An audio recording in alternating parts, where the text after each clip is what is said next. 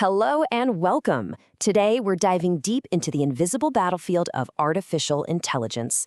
We are going to pull back the curtain on some of the hidden dangers that are lurking inside the AI systems we use every single day. And we're going to do it all through the lens of a really critical new guide, the Secure AI Framework 2.0. So let's get into it and see what it has to say. You know, we see AI doing just incredible things. It's composing music, helping discover new medicines, powering our favorite apps. It really does feel like magic sometimes. But behind all that magic, it's just code, data, and infrastructure. And, well, like anything built by humans, it's got vulnerabilities. So the big question isn't really if it can be hacked, but how. And the scale of this problem, it's pretty staggering. The Secure AI Framework identifies 15, that's 15, critical risks, 15 distinct ways that bad actors can attack and manipulate these systems. A number like that tells you right away, we have to take this very, very seriously. Okay, so where do these 15 risks even come from? It's important to know they aren't just one-off bugs. No, these are threats that can pop up at any point in an AI's life. To really get it, we've got to look at the entire journey of an AI model, from the moment it's born all the way to its deployment out in the real world. Think of it like this. An AI is born from data. It's trained, kind of like a student, and then it gets sent out into the world to do a job. An attacker can try to mess with things at any of those stages. They can poison the textbooks the AI learns from. They can trick it during its final exams, or they can even hijack it once it's on the job. Security isn't a single switch you flip. It's a constant state of vigilance. All right, let's get specific. How do these attacks actually work? We're going to look at 3 of the most common and, frankly, most clever tactics right out of the attacker's playbook. Understanding these is absolutely the first step to building a solid defense.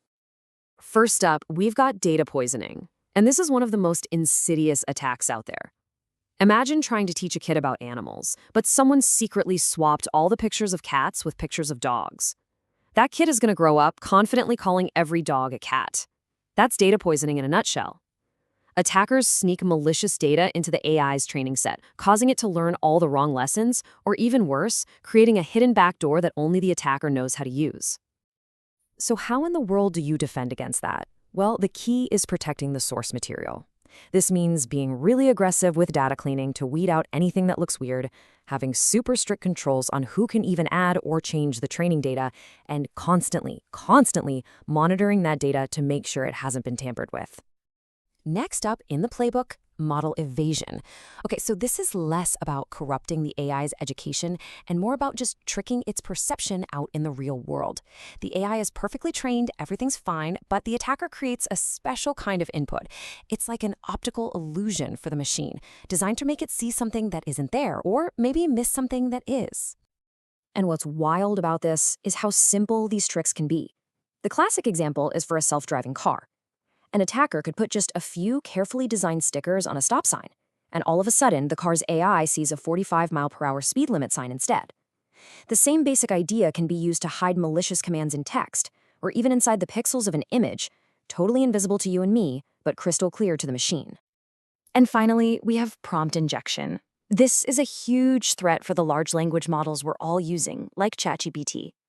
Think of an AI's initial instructions as its core programming, the rules it's just not supposed to break. Prompt injection is when an attacker gets really clever with their wording and tricks the AI into completely ignoring those rules and following a new, malicious set of orders instead. And this just shows you all the different flavors this attack can come in. Jailbreaking is all about getting the AI to bypass its own safety filters so it'll generate harmful content. Command injection takes it a step further, tricking the AI into actually running dangerous code. And this threat is constantly evolving.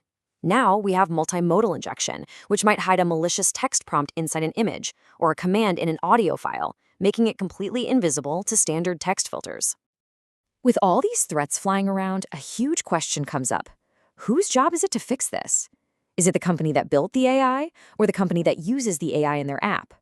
Well, the framework makes it really clear that it's not one or the other. It's a partnership. So let's break down how this responsibility gets shared. On one side, you've got the model creators. These are the teams at places like OpenAI or Google who build the massive foundational models. Their job is to make sure the training data is clean and the model is built securely from the ground up. Then, on the other side, you have the model consumers. These are the companies and developers who take those models and build them into the apps we use. They're the ones responsible for securing the final application and controlling who gets to use it. You see, security is a chain, and it's only ever as strong as its weakest link. So why does all this matter to you and me? Well, because when that chain breaks, the consequences can hit us, the end users, directly. The framework actually calls out 3 critical dangers that fall squarely on the model consumer side of things. 3. The framework highlights 3 top-tier risks that have a direct impact on you, the person using the app. These are the ones that can turn a helpful AI assistant into a huge personal liability. First up, sensitive data disclosure. This can happen in a couple of ways. Maybe an AI agent has access to your private files or emails to help you out, and an attacker tricks it into leaking that data. Or maybe you accidentally paste some sensitive info into a prompt.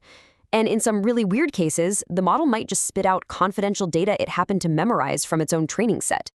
The second major risk is insecure model output. This is when the AI itself becomes the weapon.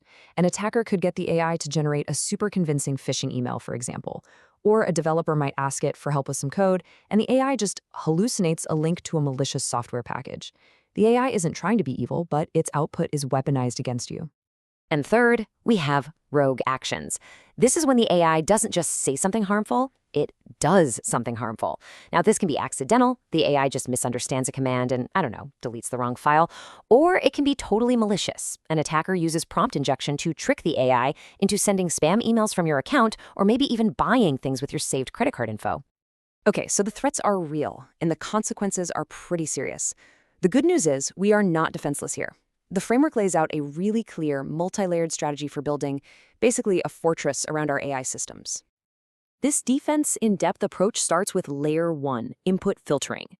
This is like a gatekeeper, sanitizing prompts to strip out any malicious code. Next up, Layer 2 is adversarial training. Think of this as a sparring partner for the AI, teaching it how to recognize and ignore these tricky inputs. Layer 3 is orchestration governance. This is mission control, setting strict rules for what tools the AI is allowed to use and what actions it can take. And finally, Layer 4, output validation.